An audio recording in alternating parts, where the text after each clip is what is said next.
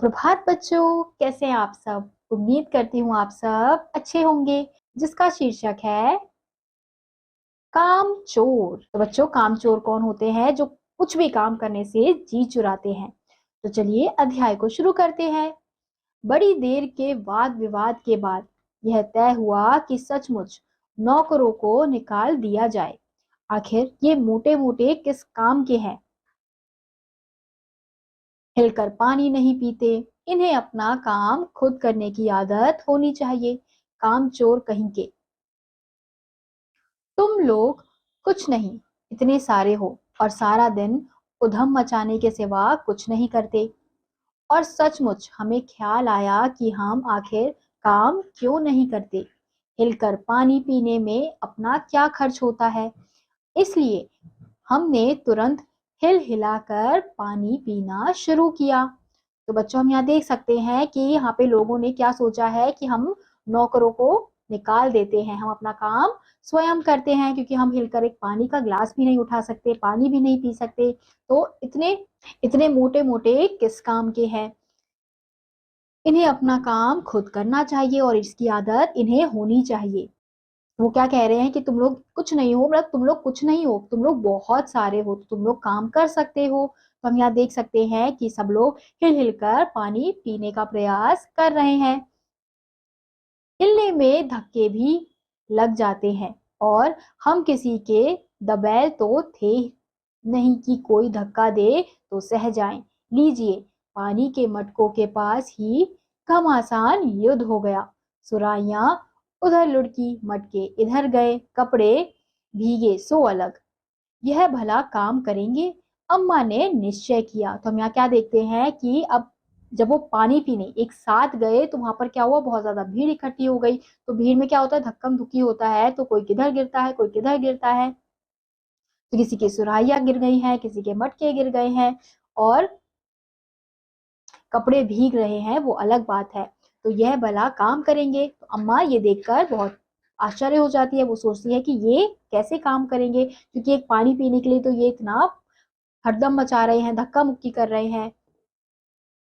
करेंगे कैसे नहीं। देखो जी, जो काम नहीं करेगा उसे रात का खाना हरगिज नहीं मिलेगा, समझे।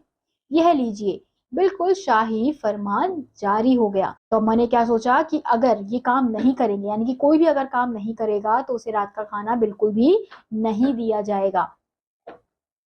हम काम करने को तैयार हैं, काम बताए जाएं।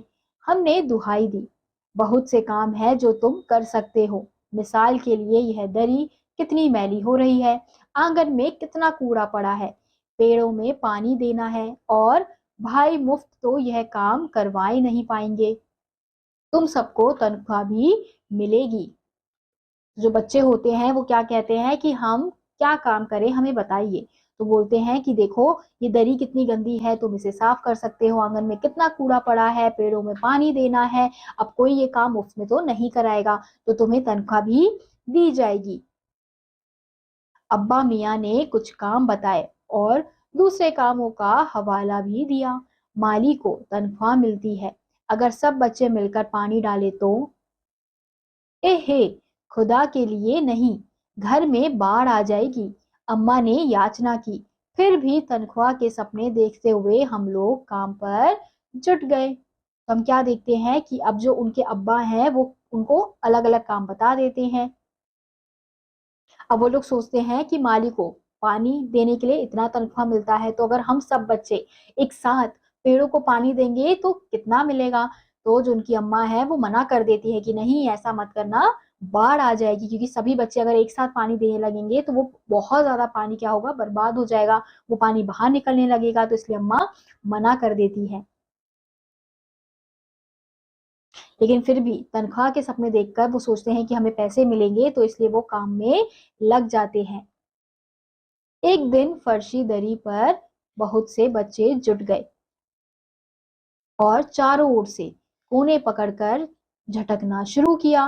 दो चार ने लकड़ियां लेकर धुआंधार पिटाई शुरू कर दी। फिर एक दिन वो क्या करते हैं, जो फर्श में दरी बिछी हुई होती है, जो बहुत ज्यादा गंदी होती है, तो वो सभी बच्चे उस दरी को कोने से पकड़ लेते हैं और फिर उसे झाड़ना शुरू करते हैं, झटकना शुरू करते हैं। फिर दो चार ने क्या पकड़ ली, लकड़ियां पकड़ ली और उसे मारने लगे। हम इस चित्र में भी देख सकते हैं कि किस प्रकार से वो दरी की सफाई कर रहे हैं।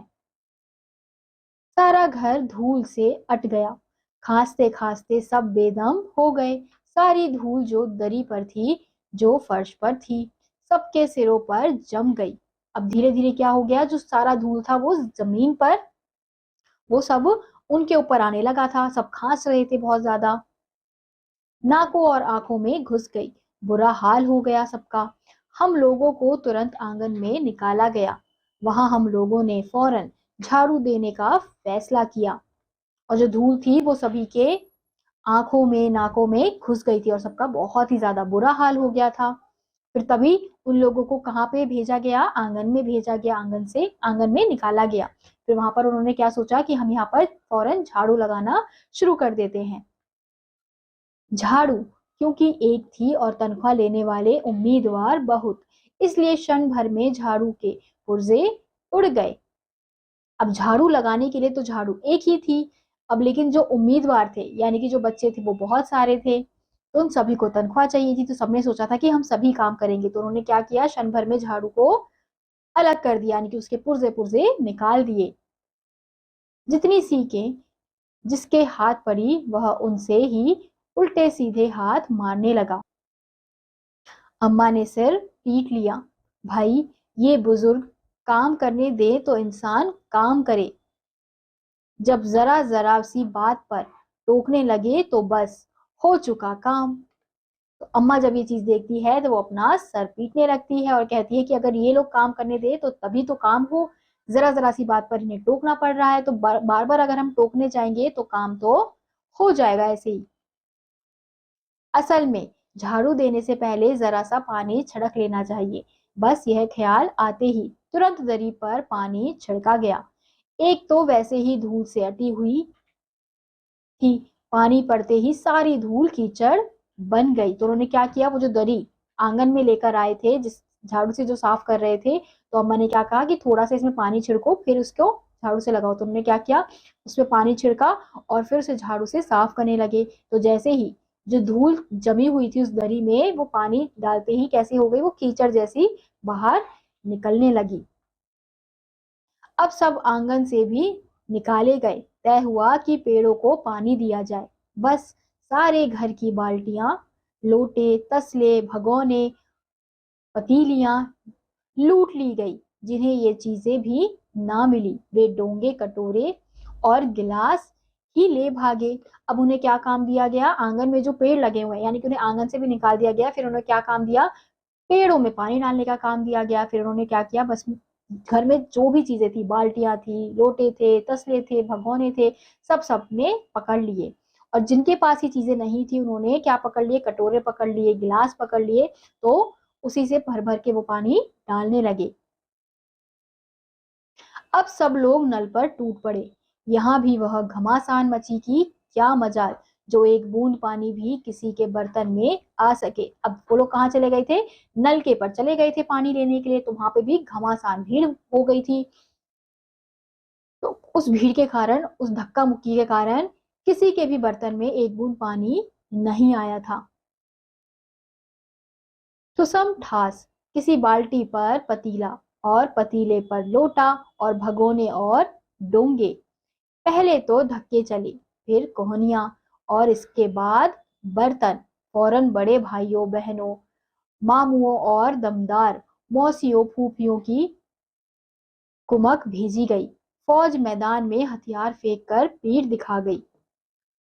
अब धीरे धीरे उन्होंने क्या करना शुरू कर दिया, कोई बाल्टी रखता नल के सामने, फिर बाल्टी के अंदर पतीला रखा जाता, पतीले के ऊपर लोटा रखा जाता, फिर उसके ऊपर भगोना रखा जाता। तो इस वजह से पानी भरा ही नहीं जा रहा था। तो पहले तो धक्कम धुक्का हुआ, फिर उसके बाद कोहनियां मारी गई, फिर जब उससे भी काम नहीं चला तो लोगों ने बर्तन मारना शुरू कर दिए। फिर उनके घर वाले आए, भाई आए, बहन आए, ममुआ आए, दमदार मौसियां आई, फूफियां आई, तो अलग अलग रिश्तेदार वहां पर आ गए। तो वहां पे जो फौज थी यानी कि जो बच्चों की फौज थी, उन्होंने अपने हथियार फेंक दिए और फिर पीठ दिखाकर खड़े हो गए।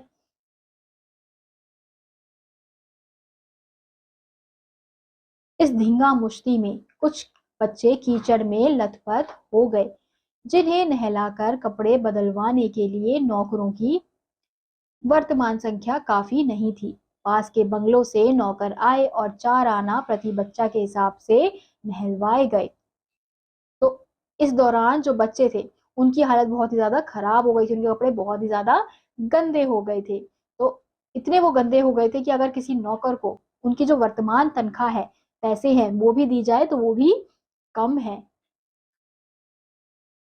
हम लोग कायल हो गए कि सचमुच यह सफाई का काम अपने बस की बात नहीं, और ना पेड़ों की देखभाल हमसे हो सकती है।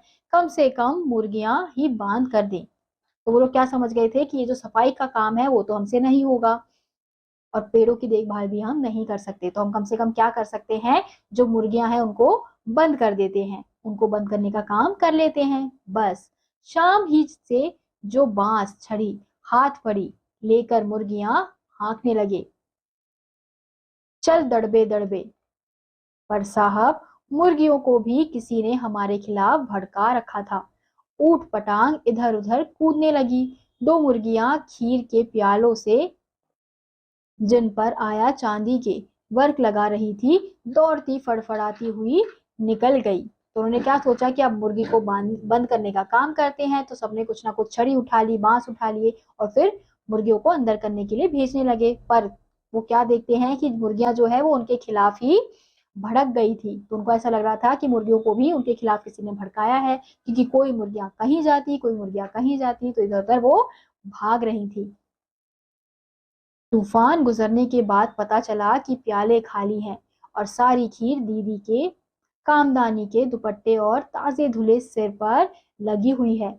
एक बड़ा सा मुर्गा अम्मा के खुले हुए पानदान में कूद पड़ा और कत्थे चूने में लुथड़े हुए पंजे लेकर नानी अम्मा की सफेद दूध जैसी चादर पर छापे मारता हुआ निकल गया। तो वो क्या देखते हैं, जो मुर्गियां हैं वो अलग अलग जगहों पर फैल गई थी। तो जिस मुर्गी ने प्याले पर पैर रखा था तो पता चला कि वो जो खीर है वो उस प्याले में नहीं है, वो कहाँ जा चुकी है, दीदी की कामदानी के दुपट्टे पर गिर चुकी है। अब जो खीर का दाग है वो उसके पंजों में लग चुका था, तो वो जहां जहां चल रही थी मुर्गी वहां पर वो छाप छोड़ रही थी। तो जो अम्मा का सफेद दूध जैसा चादर था उस पे वो छापे मार रहा था। एक मुर्गी दाल की पतीली में छपाक मारकर भागी और जाकर मोरी में से मोरी में इस तेजी से फिसली कि सारी कीचड़ मौसी जी के मुंह पर पड़ी, जो बैठे हुई हाथ मुंह धो रही थी। इधर सारी मुर्गियां बनकेले का ऊंट बनी चारों तरफ दौड़ रही थी, यानी कि उन्हें मुर्गियों ने बहुत ज्यादा परेशान कर दिया था। एक भी दड़बे में जाने को राजी ना थी। इधर किसी को सूझी कि जो भेड़ें आई हुई हैं, लगे हाथों उन्हें ही दाना खिला दिया जाए। दिन भर की भूखी भेड़ें दाने का सूप देखकर जो जो सब की सब झपटी तो भागकर जाना कठिन हो गया। लष्टम पष्टम तख्तों पर चढ़ गई, पर भेड़ चाल मशहूर है। उनकी नजर तो बस दाने के सूप पर जमी हुई थी। पलंगों और पलांगती बर्तन लुढ़काती साथ साथ चढ़ गई। तो उन्होंने क्या सोचा कि अब चलो, मुर्गी वाला काम तो हम नहीं कर पा रहे, तो हम क्या कर दे, जो भूखी भेड़ है हम उनको दाना खिला देते हैं। तो जैसे ही वो भूखी भेड़ों के पास दाना लेकर जाते हैं तो वो बहुत ज्यादा भूखी होती है, तो वो भागकर उनके पास आ जाती है, तो वहां से निकलना उनके लिए मुश्किल हो जाता है। तख्त पर बानी दादी का दुपट्टा फैला हुआ था, जिस पर गोखरी, चंपा और सलमा सितारे रखकर बड़ी दीदी मुगलानी फूकी को कुछ बता रही थी। भेड़े बहुत निसंकोच सबको रौंदती मेघनों का छिड़काव करती हुई दौड़ गई। जब तूफान गुजर चुका तो ऐसा लगा जैसे जर्मनी की सेना टैंकों और बमबारों सहित उधर से छापा मारकर गुजर गई हो। जहां जहां से सूप गुजरा, भेड़ें शिकारी कुत्तों की तरह गंध सूंघती हुई हमला करती गई। हज्जन माँ एक पलंग पर दुपट्टे से मुंह ढांके सो रही थी। उन पर से जो भेड़ें दौड़ी तो न जाने वह सपने में किन महलों की सैर कर रही थी। दुपट्टे में उलझी हुई मारो मारो चीखने लगी। तो हज्जन माँ जो थी वो पलंग पर दुपट्टा डालकर मुंह पर सो रही थी। तो वो पता नहीं वो किस सपने में थी कि भेड़ जो थी वो उनके ऊपर से चढ़ के गई थी, तो उनको लग रहा था कि वो सपने में चल रहा है। तो वो क्या कर रही थी, मारो मारो बहुत ज्यादा चीख रही थी। इतने में भेड़े सूप को भूलकर तरकारी वाली की टोकरी पर टूट पड़ी। वह दालान में बैठी मटर की फलियां तोल मोल कर रसोइये को दे रही थी। वह अपनी तरकारी का बचाव करने के लिए सीना तान कर उठ गई। आपने कभी भेड़ों को मारा होगा तो अच्छी तरह देखा होगा कि बस ऐसा लगता है जैसे रुई के तकियों को कूट रहे हो। भेड़ को चोट ही नहीं लगती। बिल्कुल यह समझकर कि आप उससे मजाक कर रहे हैं, वह आप ही पर चढ़ बैठेंगी। जरा सी देर में भेड़ों ने तरकारी छिलकों समेत अपने पेट की कड़ाही में झोंक दी। तो उन्होंने क्या किया, उन्होंने भेड़ों को मारने का भी प्रयास किया, लेकिन जब भेड़ों को मारा जाता है तो ऐसा लगता है कि हम किसी रुई वाले तकिए को मार रहे हैं। तो उन्हें दर्द का एहसास नहीं होता है, उन्हें चोट नहीं लगती है, बल्कि उन्हें क्या लगता है कि हम उनके साथ मजाक कर रहे हैं। तो वो खुद आप पर और ज्यादा चढ़ जाती है। तो उन्होंने क्या किया, जरा सी देर में उन्होंने तरकारी का जो छिलका था, छिलके समेत उन्होंने, यानी सारी सब्जियां उन्होंने छिलके समेत अपने पेट में डाल दी, क्योंकि वो बहुत ही ज्यादा भूखी थी। इधर यह प्रलय मची थी, दूसरे बच्चे भी लापरवाह नहीं थे। इतनी बड़ी फौज थी जिसे रात का खाना ना मिलने की धमकी मिल चुकी थी। वे 4 भैंसों का दूध दोहने पर जुट गए। धुली बेधुली बाल्टी लेकर 8 हाथ 4 थनों पर मिल पड़े। भैंस एकदम जैसे चारों पैर जोड़कर उठी और बाल्टी को लात मारकर दूर जा खड़ी हुई। अब यहाँ पर बहुत ज्यादा प्रलय मच चुका था, यानी कि बहुत ज्यादा गड़बड़ हो चुका था। तो दूसरे बच्चों ने क्या करा, लापरवाही, वो लापरवाह नहीं थे। अब उन्हें क्या धमकी मिली थी कि अगर तुम काम नहीं करोगे तो तुम्हें खाना नहीं दिया जाएगा। तो इस धमकी के कारण उन्होंने क्या सोचा कि चलो हम भैंस को दूध दुहाने वाला काम कर लेते हैं। तो वो क्या करते हैं, कैसी भी धुली धुली जैसी भी बाल्टी थी वो लेकर भैंस के पास पहुंचते हैं। तो वो क्या करते हैं, सभी 4 थन जो होते हैं भैंस के एक साथ पकड़ देते हैं। तो वैसे ही जो भैंस है वो क्या करती है, लात मारकर जो उनकी बाल्टी होती है उसे गिरा देती है और कहीं दूर जाकर खड़ी हो जाती है। तय हुआ कि भैंस की अगाड़ी पिछाड़ी बांध दी जाए और फिर काबू में लाकर दूध धो लिया जाए। बस झूले की रस्सी उतारकर भैंस के पैर बांध दिए गए। पिछले 2 पैर चाचा जी की चारपाई के पायों में बांध अगले 2 पैरों को बांधने की कोशिश जारी थी कि भैंस चौकन्नी हो गई। छूट कर जो भागी तो पहले चाचा जी समझे कि शायद कोई सपना देख रहे हैं। फिर जब चारपाई पानी के ड्रम से टकराई और पानी छलक कर गिरा तो समझे कि आंधी तूफान में फंसे हैं, साथ में भूचाल भी आया हुआ है। फिर जल्दी ही उन्हें असली बात का पता चल गया और वह पलंग की दानों पट्टियां पकड़े बच्चों को छोड़ देने वालों को बुरा भला सुनाने लगे। तो उतने में ही चाचा जी ने देखा कि जो भैंसे हैं वो भाग रही हैं। तो उन्हें लगा कि पहले तो कि वो कोई सपना देख रहे हैं, फिर उन्हें क्या लगा कि अरे ये तो आंधी तूफान जैसा लग रहा है, कि वो आंधी तूफान में फंसी हुई है। तो उन्होंने क्या, जैसे ही वो गए तो उन्हें समझ आ गई कि असली बात क्या है। तो बच्चों को छोड़ देने वालों को बुरा भला सुनाने लगे, जिन्होंने बच्चों को काम दिया है उसको बुरा भला सुनाने लगे। यहाँ बड़ा मजा आ रहा था। भैंस भागी जा रही थी और पीछे पीछे चारपाई और उस पर बैठे हुए थे चाचा जी। ओहो, एक भूल ही हो गई, यानी बछड़ा तो खोला ही नहीं।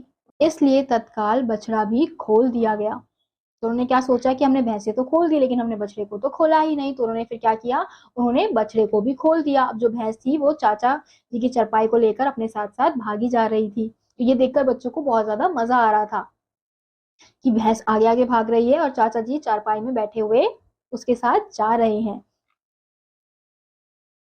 तीर निशाने पर बैठा और बछड़े की ममता में व्याकुल होकर भैंस ने अपने खुरों को ब्रेक लगा दिए। बछड़ा तत्काल जुट गया। धोने वाले गिलास कटोरे लेकर लपके, क्योंकि बाल्टी तो छपाक से गोबर में जा गिरी थी। बछड़ा फिर भागी हो गया। तो उन्होंने क्या सोचा कि अगर हम बछड़े को छोड़ देंगे तो बछड़े को देखकर जो भैंस है वो रुक जाएगी, तो इसलिए वो वही करते हैं, उनका तीर निशाने पर लग जाता है। तो बछड़े को देखकर जो भैंस है जो भाग रही होती है वो अपने खुरों पर ब्रेक लगा लेती है। फिर वो लोग क्या करते हैं, जैसे ही जो भैंस है वो रुक जाती है तो वैसे ही वो एकदम गिलास कटोरे लेकर लपक जाते हैं दूध निकालने के लिए। कुछ दूध जमीन पर और कपड़ों पर गिरा, दो चार धारे गिलास कटोरों पर भी पड़ गई, बाकी बछड़ा पी गया। यह सब कुछ कुछ मिनट के 3/4 में हो गया, यानी कि कुछ मिनटों में ही ये सब हो चुका था। घर में तूफान उठ खड़ा हुआ। ऐसा लगता था जैसे सारे घर में मुर्गियां, भेड़े, टूटे हुए तसले, बाल्टियां, लोटे, कटोरे और बच्चे थे। बच्चे बाहर किए गए, मुर्गियां बाग में हकाई गई, मातम सा मनाती तरकारी वाली के आंसू पोछे गए और अम्मा आगरा जाने के लिए सामान बांधने लगी। तो कुछ ही देर में क्या होता है कि सब कुछ बिल्कुल फैल जाता है। सारे घर में मुर्गियां होती हैं, भेड़े होती हैं, टूटे हुए तसले होते हैं, बाल्टियां होती हैं, लोटे होते हैं और वो सारे बच्चे होते हैं। तो ये देखकर जो अम्मा है उन्हें गुस्सा आता है, तो वो क्या करती है, वो सामान बांधना शुरू कर देती है आगरा जाने के लिए। या तो बच्चा राज कायम कर लो या मुझे ही रख लो, नहीं तो मैं चली मायके।